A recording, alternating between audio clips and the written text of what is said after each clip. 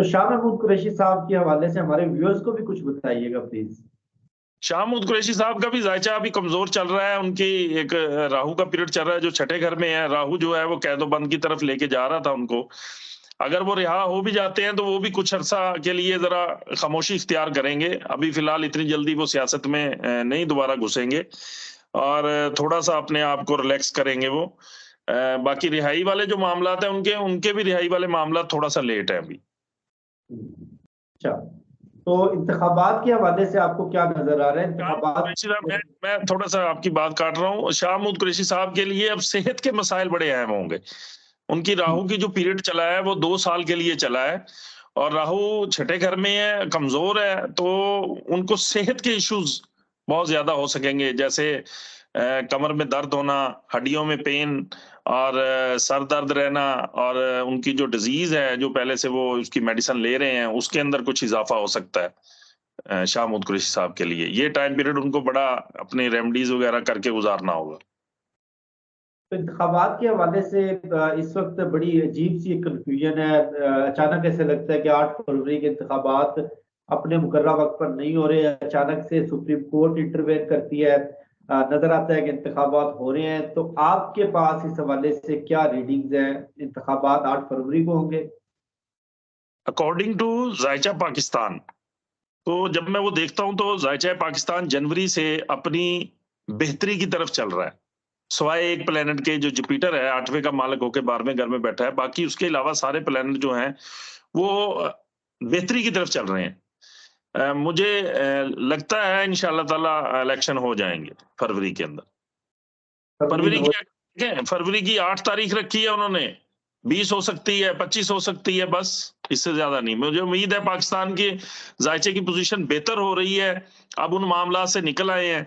लेकिन मैंने ये पेशन गोई की है, मैंने वीडियो एक जगह और बनाई है, तो मैंने उसमें बताया है कि अगर 8 फरवरी को इलेक्शन होते हैं तो 22 फरवरी तक जो है वो मैं बहुत बड़े फड्डे अवाम के और स्टेब्लिशमेंट के दौरान और अवाम के दौरान, मतलब इनके आपस में बहुत ज्यादा झगड़े देख रहा हूँ, बड़े मसाइल देख रहा हूँ इनके। मैं इलेक्शन के फौरी बाद 20-22 दिन बड़े ही अच्छे नहीं है वो, अवाम के लिए बिल्कुल भी अच्छे नहीं है। अच्छा सर, मुझे आपकी एक और पेशेंट को याद आ गई। आपने जून 2023 में की थी और उस वक्त भी कोई किसी के मेमो गुमान में भी नहीं था। आपने कहा था कि नवंबर दिसंबर का जो महीना है पाकिस्तान में ये जुडिशरी के हवाले से बड़ा अहम होगा और आपने किसी बुकला तहरीक का इम्कान जाहिर किया था। और बुकला तहरीक तो नहीं, उस वक्त आपने जो अपनी पेशेंट गोई की थी अपनी रेटिंग्स के मुताबिक बिल्कुल दुरुस्त और एक्यूरेट की थी कि बुकला का बड़ा अहम किरदार आपको नजर आ रहा है। उस हवाले से अपना अपना तजिया समझने की कोशिश की। मुझे ऐसा लगा जैसे बुकला तहरीक की बात हो रही है, लेकिन अचानक से तहरीक इंसाफ में जो बुकला है वो बड़ा मुतहरक हो गए। पार्टी चेयरमैन भी एक वकील बन गए और जो टिकट होल्डर्स हैं वो भी तमाम के तमाम। बुकला पूरी सियासी जमात बुकला के हाथ में चली गई है। फरवरी 2024 के इंतखाबात आपको क्या लगता है कि जिन बुकला को टिकट्स दिए गए हैं, जिस तरह बुकला इस पार्टी को लेकर चल रहे हैं, पीटीआई कोई बड़ा ब्रेक थ्रू कर सकेगी या जो हालात अभी नजर आ रहे हैं उसके मुताबिक ही बस एक रीजनेबल सीट्स तक महदूद रहेगी? अगर तो 8 फरवरी को इलेक्शन होते हैं ना तो सबसे अहम प्लेनेट है मुश्तरी। ठीक है जी, मुश्तरी अपने 12वें घर में चल रहा है जायचे के। और इसके अलावा मार्स जो है ना वो कुछ ऐसी नजरियात बना रहा है उस वक्त में जो बहुत ही अजीबो गरीब सी और खराब सी हैं। एक तो वो पहली नजर तीसरे घर पे डाल रहा है मार्स, जो कि जमहूरियत का घर है, उसके अंदर वो उसको दबा रहा है। ठीक है, मार्स जो है वो मेरे कायरीन देखने वाले सुनने वाले खूब समझते हैं कि मार्स किस चीज का सिग्निफिकेटर है। मार्स सिग्निफिकेटर है एस्टेब्लिशमेंट का, सारी का, सिक्योरिटी के इदारे सारी का, एस्टेब्लिशमेंट का। तो मार्स जो है वो 3-4 घरों के ऊपर एक नजर डाल रहा है, तो वो उन 3-4 घरों के मामलात को अच्छा महसूस नहीं हो रहा। ठीक है ना, मैं ज्यादा खुल के नहीं बता सकता चीजों को। ठीक है ना, वो ज्यादा मतलब अवाम या जमहूरियत, जिस हद जमहूरियत को फलना फूलना चाहिए ना उस हद तक जमहूरियत मतलब वो किरदार अभी अदा नहीं कर रही। तो ऐसा है कि पीटीआई के जो मामलात हैं उनको एक मुख्तसर सी सीटें दी जाएंगी और उन्हीं सीटों पे वो तो जाहिर है जीतेंगे, क्योंकि उनके तो वोट ही बहुत है पीटीआई का इस वक्त। लेकिन जिसने भी वजीर आजम बनना है, वो पीटीआई से हो, नॉन लीग से हो या पीपी से हो, वो उसके लिए दूसरी जमातों को इकट्ठा करके उसकी झोली में वो आएंगी जमातें। ठीक है ना। मिसाल के तौर पे अगर नवाज शरीफ साहब को बनना है वजीर आजम, मैं जानता नहीं हूं, ठीक है, अगर उसने बनना है तो उसके साथ दूसरी जमातें आके बैठ जाएंगी, वो वजीर आजम बन जाएगा बस।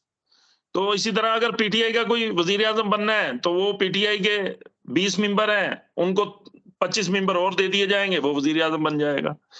तो उस वक्त जायचे की पोजीशन इतनी 8 फरवरी को अच्छी नहीं है, खासकर मुश्तरी का 12वें घर में होना।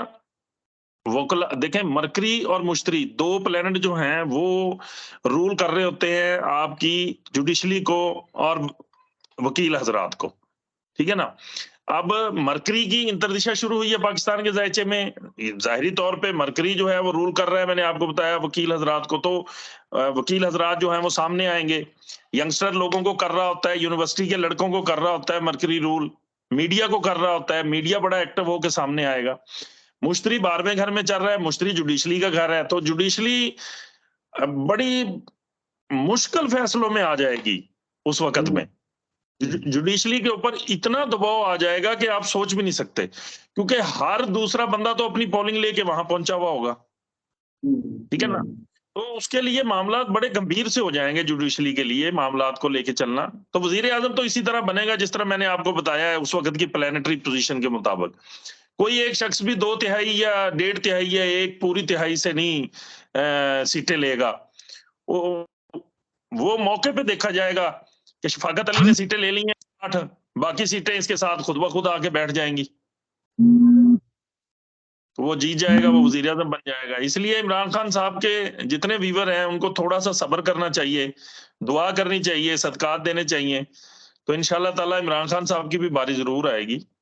मैं ये नहीं कह रहा कि नहीं आएगी, उनका ज़ायचा भी बहुत मजबूत है और आगे जाके मजबूत हो रहा है।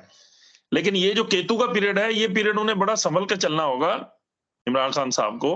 केतु उनके ताले में बैठा है, उनको अपनी दिमागी पोजीशन, अपनी खाने पीने की चीजें, अपनी सेहत, ये बड़े ख्याल रखना पड़ेगा खान साहब को। थ्रेटिंग पीरियड है ये केतु का पीरियड जो मैं बता रहा हूँ आप, ठीक है ना। इसमें स्पिरिचुअल डेवलपमेंट्स बहुत ज्यादा होती है, इसमें कोई शक नहीं है। इंसान केतु के पीरियड में बहुत कुछ सीखता है, इंसान केतु के पीरियड में स्पिरिचुअल बहुत ज्यादा हो जाता है, मजहबी चीजों की तरफ चला जाता है। तो इमरान खान साहब को चाहिए कि अपनी तमाम तर चीजों का इस टाइम पीरियड के दौरान ख्याल रखें तो बेहतर होगा।